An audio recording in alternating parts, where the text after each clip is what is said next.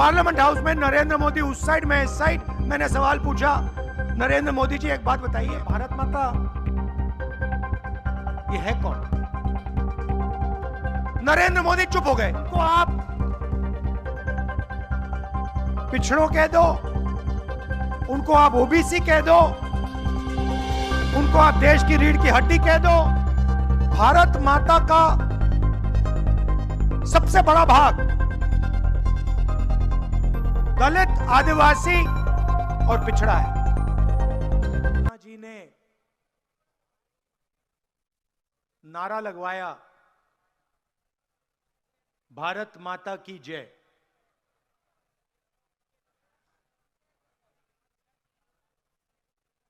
तो सवाल है, सब लोग ये नारा लगाते हैं, बहुत सुनने को मिलता है भारत माता की जय, मगर ये भारत माता है कौन? ये है क्या? सवाल है। जिसकी हम जय करते हैं, सब लोग करते हैं, मैं करता हूं, आप लोग करते हो, सब लोग करते हैं।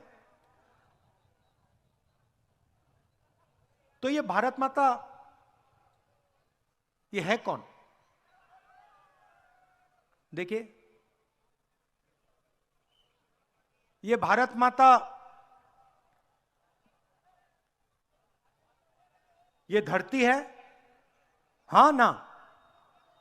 हैगी? ये भारत माता इस देश के लोग हैं?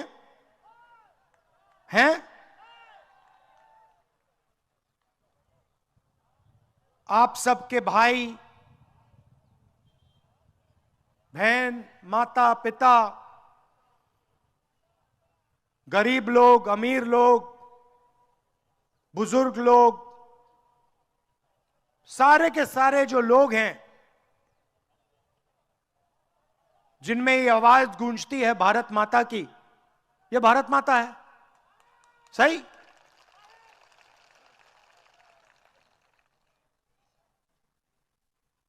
तो मैंने सिर्फ एक सवाल पूछा है। पार्लियामेंट हाउस में मैंने भाषण दिया और मैंने कहा कि देखिए, मैं जानना चाहता हूं,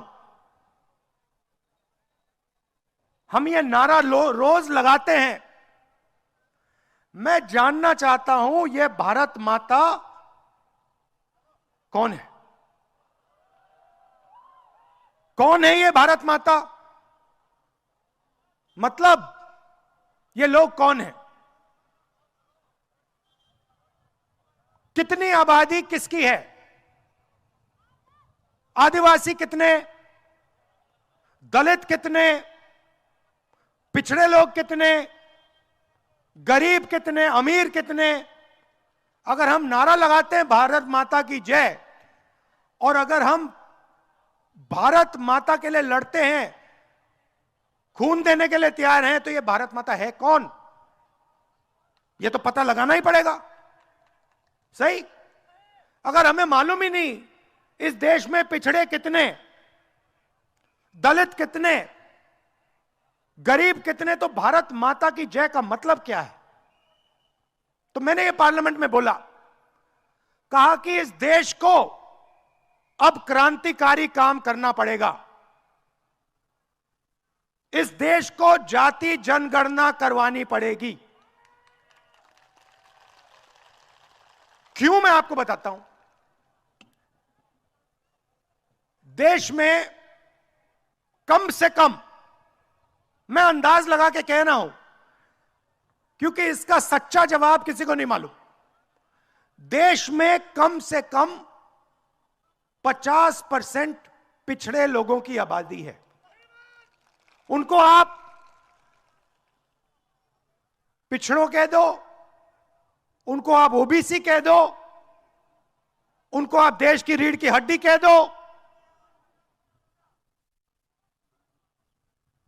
उनको आप मजदूर कह दो, किसान कह दो, देश को रोजगार दिलाने वाले लोग कह दो, जो भी आप कहना चाहते कह दो, मगर कम से कम उनकी आबादी 50% है।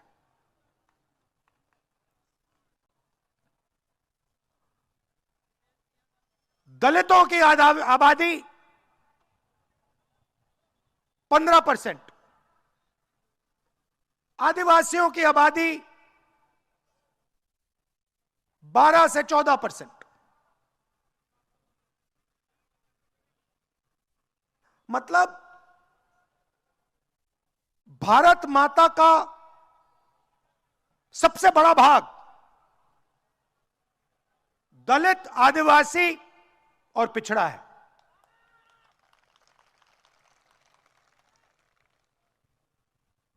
अब देश में सब लोग भारत माता की जय नारा लगाते हैं, मगर देश को चलाने में भागीदारी ना पिछड़ों की है, ना दलितों की है, ना आदिवासियों की है। ये सच्चाई है। उदाहरण देता हूं आपको। देश को एमएलए नहीं चलाते, एमपी नहीं चलाते, ये आप सब जानते हो। आप किसी भी बच्चे से पूछो, भाई क्या करना चाहते हो बड़े होके? मैं भारत जोड़ो यात्रा में चला, 4000 किलोमीटर चला, हजारों बच्चों से मैंने यह सवाल पूछा, बेटा क्या करना चाहते हो? सारे के सारे कहते हैं हम तो भैया आईएएस में जाना चाहते हैं। सही गलत? सही है ना? मतलब देश का 10 साल का बच्चा जानता है कि देश को सरकार के अफसर चलाते हैं, देश को आईएएस के लोग चलाते हैं। एमएलए चुनाव जीतता है, चुनाव हारता है, एमपी चुनाव जीतता है, चुनाव हारता है, अफसर कभी बदलना नहीं जाता।